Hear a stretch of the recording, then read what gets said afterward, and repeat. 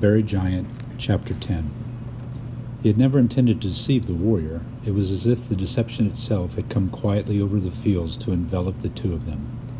The cooper's hut appeared to be built inside a deep ditch, its thatched roof so close to the earth that Edwin, lowering his head to pass under it, felt he was climbing into a hole. So he had been prepared for the darkness, but the stifling warmth and the thick wood smoke took him aback, and he announced in his arrival with a fitting cough. "I'm pleased to see you safe, young comrade." Whiston's voice came out of the darkness beyond the smoldering fire. Then Edwin discerned the warrior's form on a turf bed. "Are you badly hurt, warrior?" As Whiston sat up, slowly moving into the glow, Edwin saw his face, neck, and shoulders were covered in perspiration, yet the hands that reached the fire were trembling, as if from cold. "The wounds are trivial, but they brought with them this fever. It was worse earlier, and I have little memory of coming here. The good monks say they tied me to the mare's back, and I fancy I was muttering all the while as I've been playing the slack-jawed fool in the forest. What of you, comrade? You bear no wounds, I trust, beyond the one you carried before?" "I'm perfectly well, warrior, yet stand before you in shame. I'm a poor comrade to you, sleeping while you fought. Curse me and banish me from your sight, for it will be a thing well earned." "Not so fast, Master Edwin. If you failed me last night, I'll soon tell you a way to make up your debt to me." The warrior carefully brought both feet to the earth floor, reached down, and tossed a log onto the flames. Edwin saw then how his left arm was bound tightly in sacking, and that one side of his face had a spreading bruise that partially closed one eye. "True," Whiston said. "When I first looked down from the top of that burning tower, and the wagon we so carefully prepared wasn't there, I'd a mind to curse you. A long fall to a stony ground and hot smoke already around me. Listening to the agonies of my enemies below, I asked, do I mingle with them even as we become ash together? Or better be smashed alone under the night sky? Yet before I could find an answer, the wagon arrived after all, tugged by my own mare, a monk pulling her bridle.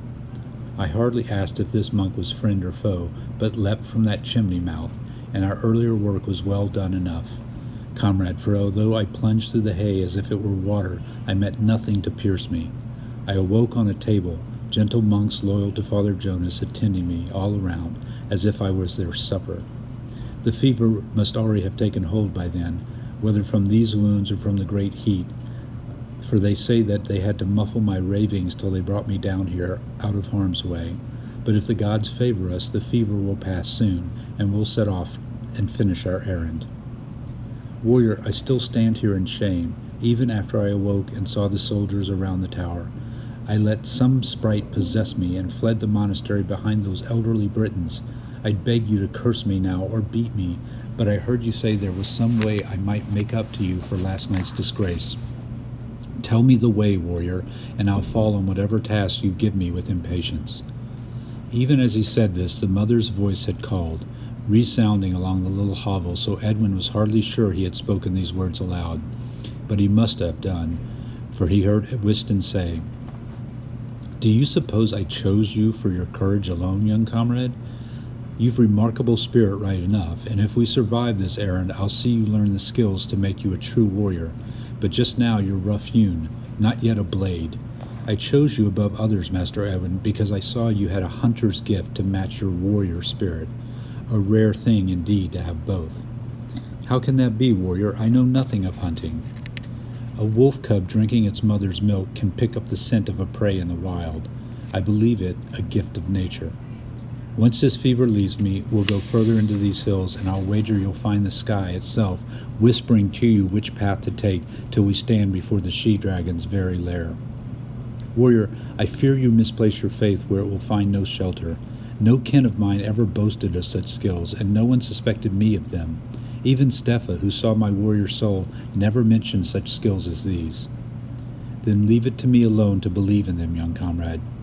I'll never say you made any such boast. As soon as this fever leaves me, we'll set off towards those eastern hills, where all talk has it that Carrig has her lair, and I'll follow you in your footsteps at each fort." It was then the deception had begun. He had never planned it, nor welcomed it when, like a pixie stepping out of the dark corner, it had entered their presence. His mother had continued to call, "Find the strength for me, Edwin. You're almost grown. Find the strength and come rescue me." And it was as much the wish to appease her as his eagerness to redeem himself in the warrior's eyes that had made him say, "It's curious, warrior. Now that you speak of it, I feel already this she-dragon's pull, more a taste in the wind than a scent.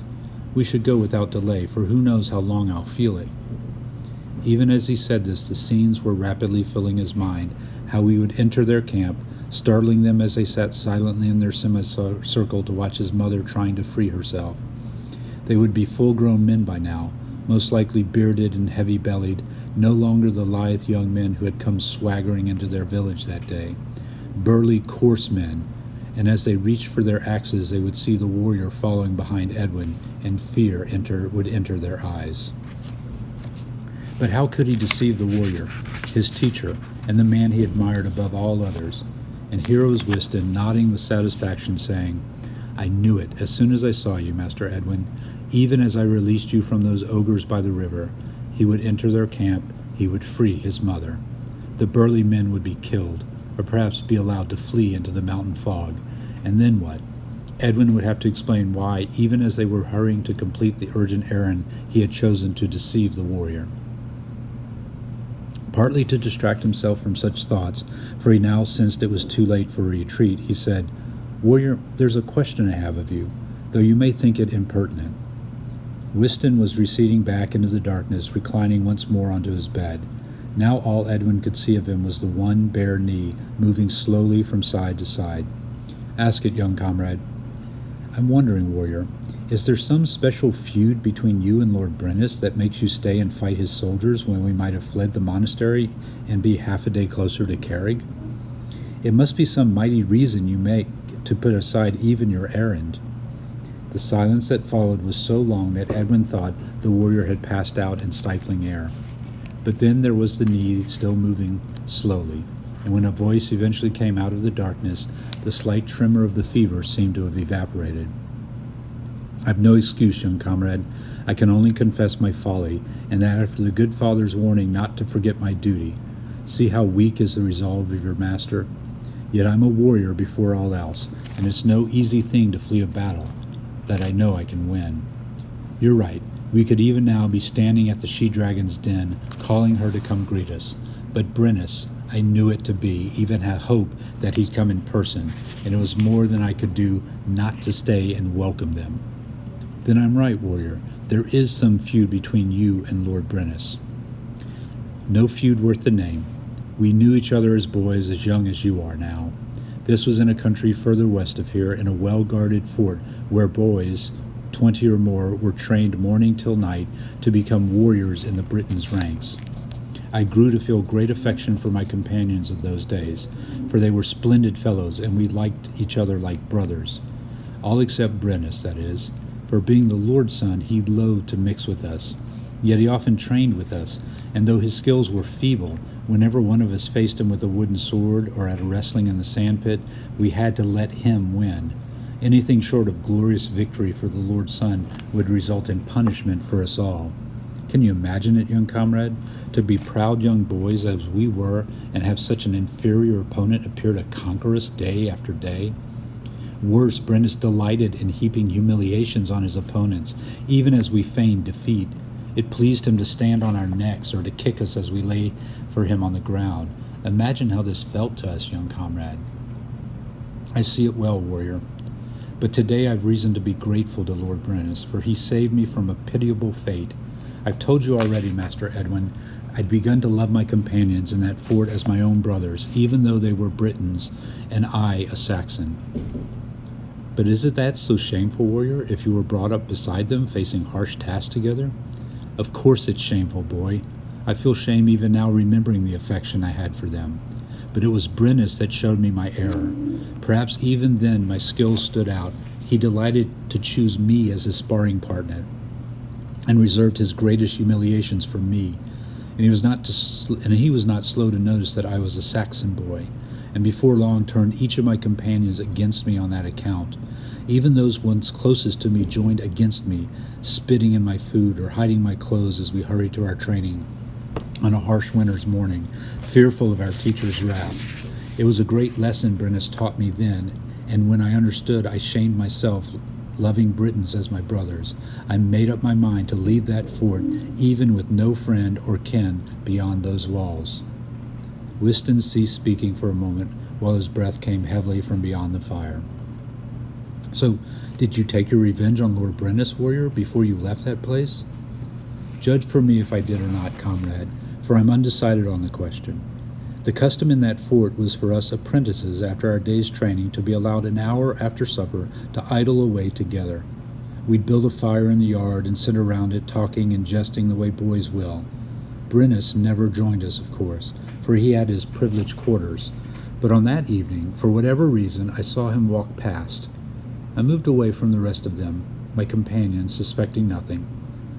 Now for that fort, like any other, had many hidden passages, all of which I knew well, so that before long I was in an unwatched corner where the battlements cast black shadows over the ground. Brennus came strolling my way alone, and when I moved from the gloom he stopped and looked at me with terror, for he saw at once that this could be no chance encounter, and further that his usual powers were suspended. It was curious, Master Edwin, to see this swaggering lord turn so swiftly to an infant, ready to make water for fear. I was sorely tempted to say to him, "Good sir, I see your sword on your hip. Knowing how much more skillfully you wield it, you'll have no fear of drawing it against mine." Yet I said no such thing, for I had heard him in that dark corner. What of my dreams of a life beyond those walls?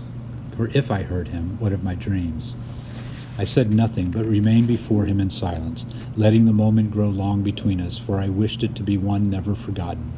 And though we cowered back and would have cried for help, had not some remnant of pride told him to do so would ensure his abiding humiliation, we neither of us spoke to the other. Then in time I left him. And so you see, Master Edwin, nothing and yet everything had passed between us. I knew then I'd do well to leave that very night, and since these were no longer times of war, the watch wasn't strict.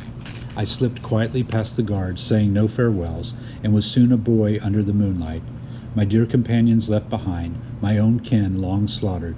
Nothing but my courage and lately learned skills to carry on my journey.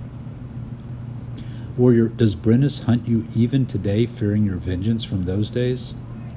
Who knows what demons whisper in that fool's ear?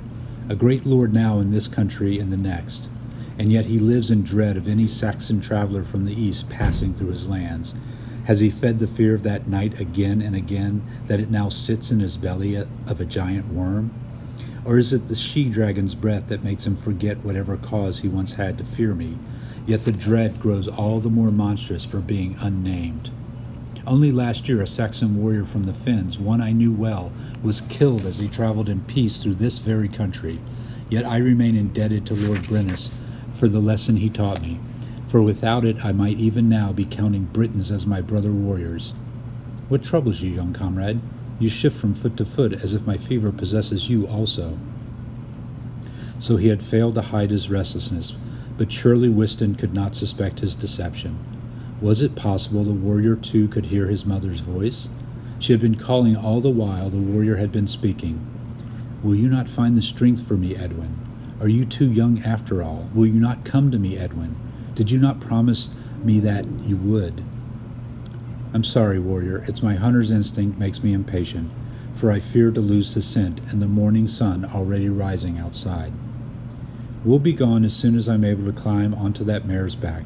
But leave me a little longer, comrade, for how else can we face such an opponent as this dragon when I'm too fevered to lift a sword?